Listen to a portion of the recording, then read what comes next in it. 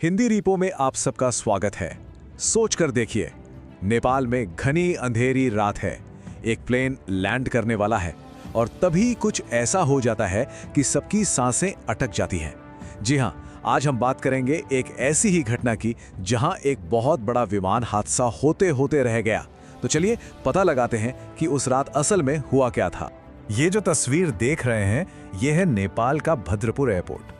देखने में तो ये किसी भी आम एयरपोर्ट की तरह एकदम शांत, नॉर्मल सा लग रहा है ना, पर कुछ ही दिन पहले ठीक इसी जगह पर एक ऐसा वाकया हुआ जिसने प्लेन में बैठे हर एक इंसान की धड़कनें रोकती थी।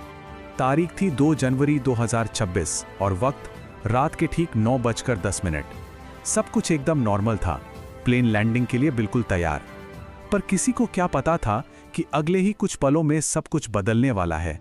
तो फिर सवाल यही है कि आखिर बुद्धा एयर की उस फ्लाइट 901 के साथ हुआ क्या था? क्या कोई टेक्निकल गड़बड़ी थी, या मौसम खराब था, या फिर क्या ये पायलट की कोई चूक थी? चलिए मिलकर इस गुत्थी को सुलझाते हैं। तो चलिए सबसे पहले उस रात की कहानी को समझते हैं कि भद्रपुर में आखिर हुआ क्या था। उस प्लेन में उस रात कुल 55 लोग सवार थे, पैसेंजर्स और क्रू मेंबर्स सबको मिला के। मतलब 55 जिंदगियां उस वक्त हवा में थीं और सबकी सुरक्षा दांव पर लगी थी। और यकीन करना मुश्किल है, पर उन सभी 55 लोगों को प्लेन से एकदम सुरक्षित बाहर निकाल लिया गया। ये सच में किसी चमत्कार से कम नहीं था कि इतना बड़ा हादसा हुआ और किसी की जान नहीं गई। हाँ, ये बात जरूर है कि इस दौरान 7 लोगों को हल्की फुल्की चोटें आईं, जिनमें प्लेन के को पायलट भी शामिल थे। उन्हें फौरन हॉस्पिटल ले जाया गया, पर सबसे अच्छी बात यह थी कि किसी को भी कोई गंभीर चोट नहीं थी। तो हुआ ये कि बुद्धा एयर का जो ATR-72 प्लेन था, वो लैंड करते वक्त रनवे पर रुक ही नहीं पाया। वो फिसलता चला गया और करीब करीब 165 से 300 मीटर दूर जाकर घास में रुका, एक छोटी सी नदी के ठीक पास। इस हादसे के बाद इंटरनेट पर किसी ने एक बड़ी कमाल की बात लिखी। उन्होंने कहा, आग नहीं लगी, ये उस प्लेन में मौजूद हर इंसान के लिए एक बहुत अच्छा बुरा दिन था। मतलब दिन तो बुरा था क्योंकि हादसा हुआ, पर अच्छा इसलिए था क्योंकि सब बच गए। पर ये जो घटना हुई, ये हमें एक बड़े सवाल पर सोचने के लिए मजबूर करती है। सवाल ये है कि आखिर नेपाल में प्लेन उड़ाना इतना मुश्किल, इतना चैलेंजिंग क्यों माना जाता है? देखिए, नेपाल जितना खूबसूरत है ना, उतना ही चैलेंजिंग भी है।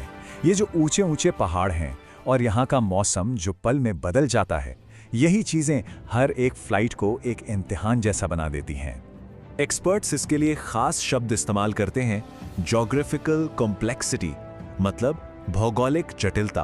और इसी वजह से नेपाल के पहाड़ी इलाकों में प्लेन उड़ाना दुनिया के सबसे मुश्किल कामों में से एक माना जाता है।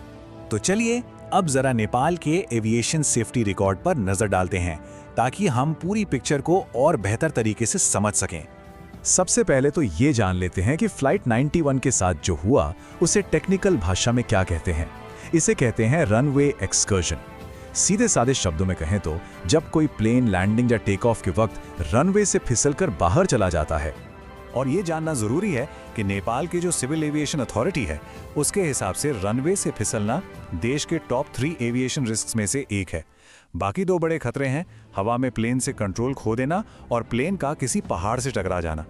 अगर हम सिर्फ बुद्धा एयर की बात करें तो हाँ, 2011 में एक बहुत दुखद हादसा हुआ था। लेकिन अच्छी बात यह है कि हाल के जो इंसिडेंट्स हैं, जैसे 2024 वाला और अब ये 2026 वाला, ये दोनों ही रनवे से फिसलने के थे और इनमें किसी की जान नहीं गई।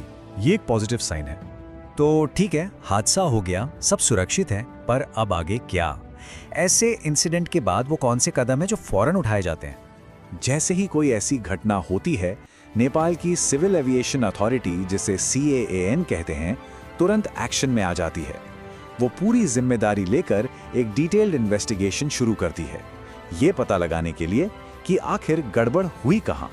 और यहाँ एक अच्छी खबर है, डेटा ये बताता है कि CAAN अपना काम काफ़ी सीरियसली करती है। पिछले 10 सालों में इन्वेस्टिगेशन के बाद जो भी सेफ्टी सुझाव दिए गए, उनमें से 85% को पूरी तरह से लागू किया गया है, और ये एक बहुत ही बढ़िया रिकॉर्ड है। तो चलिए अब थोड़ा भविष्य की तरफ देखते हैं और ये समझते हैं कि नेपाल में फ्लाइंग को और भी सेफ बनाने के लिए क्या क्या किया जा रहा है। देखिए, CAN के पास एक पूरा प्लान है जिसका नाम है नेशनल एविएशन सेफ्टी प्लान।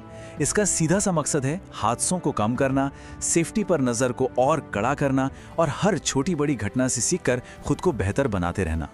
और ये बात जानकर शायद थोड़ी हैरानी हो, पर 2022 में इंटरनेशनल एविएशन की जो सबसे बड़ी संस्था है ICAO, उसने एक ऑडिट किया था। उसमें नेपाल का सेफ्टी स्कोर 70.11% आया, जो कि ग्लोबल एवरेज से भी ज्यादा है। तो ये दिखाता है कि नेपाल सही डायरेक्शन में काम कर रहा है।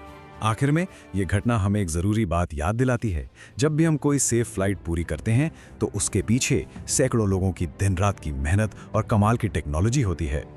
तो बस आज की कहानी यहीं तक। उम्मीद है इस पूरी घटना के बारे में जानकर कुछ नया सीखने को मिला होगा। अगर ऐसी ही और भी जानकारी भरी बातें जानना चाहते हैं तो हिंदी रिपो को सब्सक्राइब करना बिल्कुल मत भूलिएगा। देखने के लिए बहुत बहुत शुक्रिया।